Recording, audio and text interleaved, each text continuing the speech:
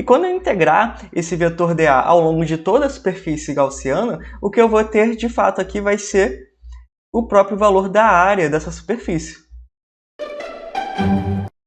Fala aí, eu sou o Rafa do Responde Aí e na aula de hoje nós vamos aprender sobre a lei de Gauss, sendo aplicadas aí nas principais simetrias, que são a simetria esférica, cilíndrica e planar. Se você precisa aprender esse conteúdo, fica aqui comigo nessa aula, aproveita e deixe seu joinha, é só apertar aí o botão do gostei, também se inscreva no canal se você ainda não é um inscrito e compartilhe esse vídeo com seus amigos. Galera, já tem um vídeo aqui no canal do YouTube do Responde Aí sobre a lei de Gauss, falando lá da introdução, sobre fluxo elétrico, tudo isso você acessa entrando aí no cardzinho que eu vou colocar aqui em algum lugar nesse vídeo, tá? A gente também tem um resumo com as principais fórmulas que são utilizadas na lei de Gauss. Para ter acesso a esse resumo é só entrar no link que está na descrição aqui do vídeo, e esse resumo tá bem maneiro, tá lá com as principais fórmulas, fala das simetrias, aplicação dessas simetrias, então super bacana você terminar aqui a aula, pegar esse resumo para dar aquela estudada, né, e aplicar lá mais para frente. Bom, vamos lá, começando aqui a nossa aula, a gente vai falar sobre a lei de Gauss aplicada nas principais simetrias. E qual é a ideia da lei de Gauss, né? Quando a gente tem ali uma carga, a gente sabe que essa carga ela vai gerar um campo elétrico ao seu redor. A gente precisa, né, muitas das vezes, calcular qual é o valor desse campo elétrico ali ao redor dessa carga. Então, imagina que você tem um ponto P e quer saber ali qual é o valor do campo elétrico naquele ponto P. Aqui no caso eu quero saber qual o módulo desse campo elétrico no ponto P. Eu já sei que ele é radial, que ele está apontando para fora daquela carga, mas eu quero encontrar ali o módulo do campo naquele ponto. A gente vai utilizar a lei de Gauss fazendo o seguinte, a gente vai criar uma superfície que a gente chama de superfície gaussiana, e essa superfície gaussiana ela vai passar ali, né, no ponto onde a gente quer calcular o campo elétrico. Tá? Então eu coloquei ali uma superfície gaussiana, ela está passando ali no ponto, então imagina que essa carga é uma esfera, a minha superfície gaussiana ela vai ser uma superfície esférica, tá? Então é como se fosse uma esfera totalmente oca, sabe? E então essa superfície esférica vai estar ali envolvendo, né, a carga que está no centro, e eu vou calcular o campo elétrico num ponto onde essa superfície está passando. Isso a gente chama de superfície gaussiana. Aí a gente vai aplicar o quê? A nossa lei de Gauss, que diz que a integral do produto escalar do campo elétrico pelo vetor dA é igual a carga interna dividido por ε0. Tá certo. Só que, na verdade, a lei de Gauss, quando a gente vai aplicar, vocês vão perceber que a gente não vai resolver integral nenhuma. Essa integral ela está aparecendo aí na fórmula, mas a gente vai fazer de tudo para que essa integral não exista. E o que é necessário para fazer com que essa integral não exista? A primeira coisa que a gente vai precisar é que o meu campo elétrico e o meu vetor dA, tá? Então, ó, o campo elétrico é o campo que está ali batendo nessa superfície gaussiana. E o vetor dA é o vetor que ele é perpendicular a essa superfície, tá? Ali eu coloquei no desenho um vetor área, mas a gente pode chamar esse cara daqui, ó, de vetor dA, que seria o vetor de área nesse ponto. E aí a gente vai ter vários vetores dAs aqui ao redor dessa minha superfície. E o que eu quero é que essa superfície gere, né, vetores dAs, que são vetores perpendiculares à minha superfície, e sejam paralelos ao meu campo elétrico. Por quê? Porque quando eu faço isso, a gente tem ali, né, o produto escalar do campo elétrico pelo esse vetor dA. E o produto escalar ele vai ser resolvido da seguinte forma. Ele é igual ao módulo do primeiro vetor, ou seja, o módulo do campo elétrico, vezes o módulo do vetor dA, ou seja, o valor de dA, né, em módulo, vezes o cosseno do ângulo θ entre eles. Só que, se o vetor campo elétrico e o vetor dA são paralelos, o ângulo entre eles vale 0, e o cosseno de 0 ele é igual a 1. Então, isso aqui vai ficar sendo apenas, ó, dA. Beleza, show de bola. Então, tem ali a integral do módulo do campo elétrico vezes o módulo de dA é igual a carga interna dividido por ε0. E aí, a gente também quer uma superfície gaussiana onde esse meu campo elétrico ele seja constante ao longo de toda essa superfície. Porque se eu faço isso, o que vai acontecer? Eu posso tirar o campo elétrico ali da minha integral. Então vai ficar, ó, integral, na verdade vai ficar campo elétrico, né, integral de dA ao invés de integral de E dA. Porque o campo elétrico, por ser constante, ele pode sair da minha integral. E quando eu integrar esse vetor dA ao longo de toda a superfície gaussiana, o que eu vou ter, de fato, aqui vai ser o próprio valor da área dessa superfície. Tá? Porque quando eu estou integrando dA, eu estou, na verdade, integrando todos, né, esses vetores infinitesimais de áreas que são aqui perpendiculares a essa superfície. E aí, quando eu integro todos eles, o que eu vou ter de fato vai ser o valor da minha área, do meu módulo dessa área. Então tem ali, ó, campo elétrico vezes área é igual a carga interna dividido por ε0. E para isso acontecer, é necessário que eu tenha, então, que esse campo elétrico seja paralelo a esse vetor dA e que o módulo do campo ele seja constante ao longo de toda essa superfície. E aí a gente fica com uma lei de Gauss sem integral. Só que o grande lance é a gente conseguir, né, escolher boas superfícies gaussianas aonde eu vou conseguir esses dois pontos, o campo elétrico paralelo e o campo elétrico tendo um módulo constante.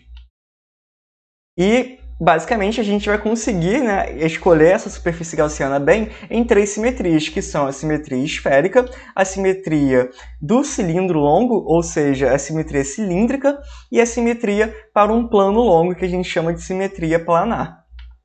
No caso da simetria esférica, o que a gente vai fazer foi o que a gente viu agora há pouco. A gente vai criar aqui, né, uma superfície gaussiana, que é uma esfera, uma superfície esférica, né, ao redor ali da nossa esfera carregada.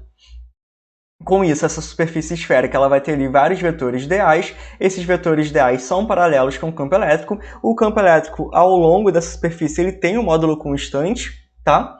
Porque todos os pontos dessa superfície têm a mesma distância em relação à esfera.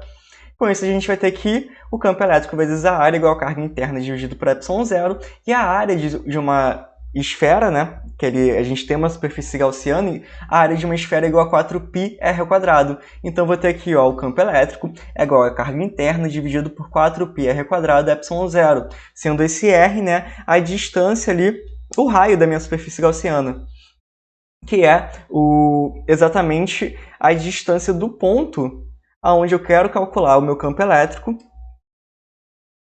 com relação ao centro ali da minha esfera. Se eu quero calcular o campo elétrico nesse ponto P, esse raio R vai ser a distância desse ponto ao centro, que nada mais é do que o raio da minha superfície esférica, que é a minha superfície gaussiana aqui nesse caso.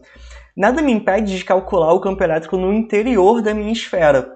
Só que nesse caso a gente vai precisar fazer então uma superfície esférica que tem um raio menor do que o raio da esfera, tá? E aí vai ter alguns casos aqui diferentes. Por exemplo, né, o que vai acontecer? A gente tem que se importar com a carga interna dessa minha superfície gaussiana.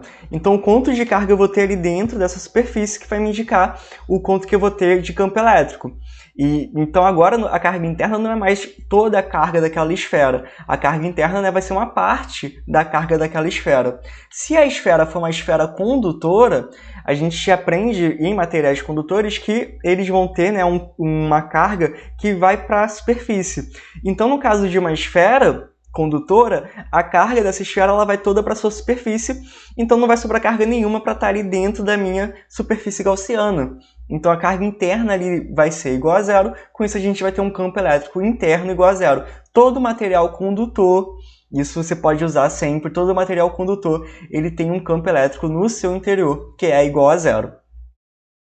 Se essa esfera for uma esfera isolante e a distribuição de cargas ao longo dessa minha esfera for de forma uniforme, a gente pode falar que essa distribuição de carga, a gente chama ela de densidade de cargas. Você pode chamá-la, por exemplo, de ρ, tá? E essa densidade de cargas ρ é igual uma carga dividido pelo volume. E por ser constante, pode ser toda a carga dividido por todo o volume, ou apenas uma carga dentro de um volume, ou seja, a carga interna dividido pelo volume interno. Então, como que a gente faria para encontrar a carga interna aqui? Esse volume, né, se a gente for lembrar, o volume de uma esfera é igual a 4πr² dividido por 3, tá? Então, ó, vai ficar aqui, ó, o volume interno ele vai ser igual a 4πr³ dividido por 3, aonde R, né, é o raiozinho aqui dessa minha superfície esférica. onde eu quero calcular o meu campo elétrico, né? Então a distância do meu ponto até o centro.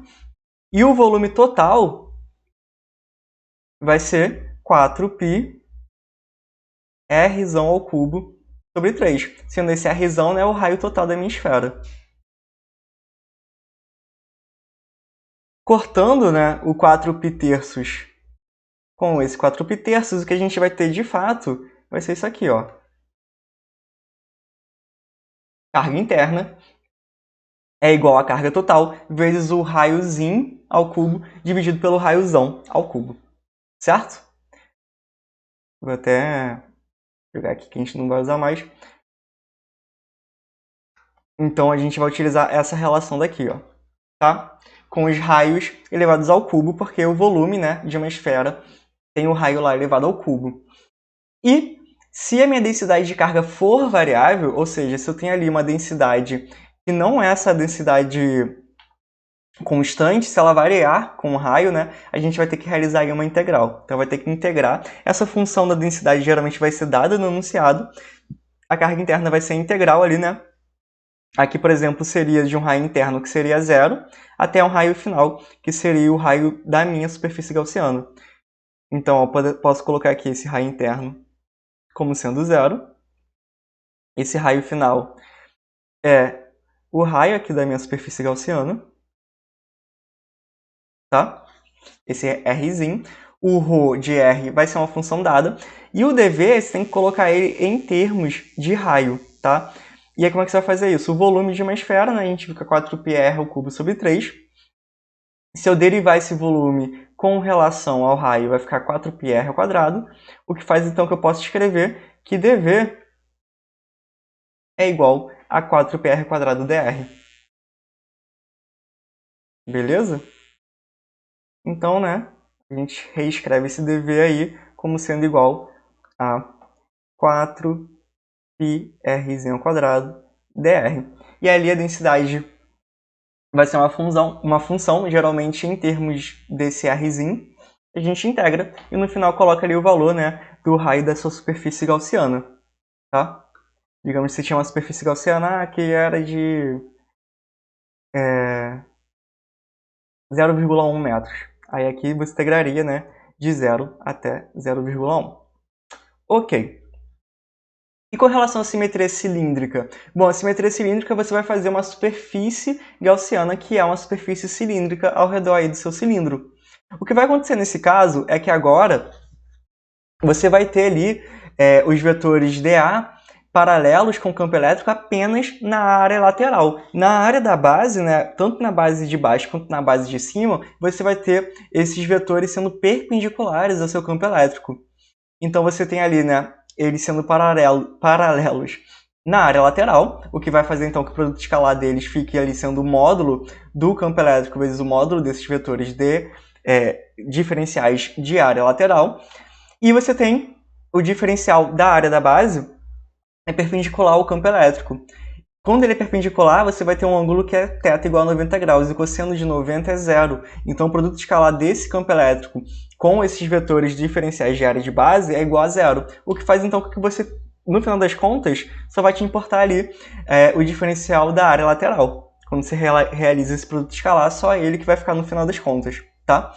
O campo elétrico ele é constante ao longo dessa área lateral, o que faz então que ele possa sair da sua integral, e aí no final das contas você vai ter o campo elétrico vezes a área lateral igual a carga interna dividido por ε0, tá certo?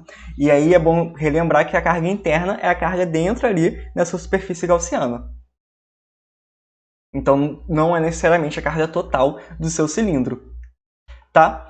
E aí você vai ter então que o campo elétrico é igual a carga interna dividido na área lateral de um cilindro. Desculpa, não é πr quadrado, é 2πr, né?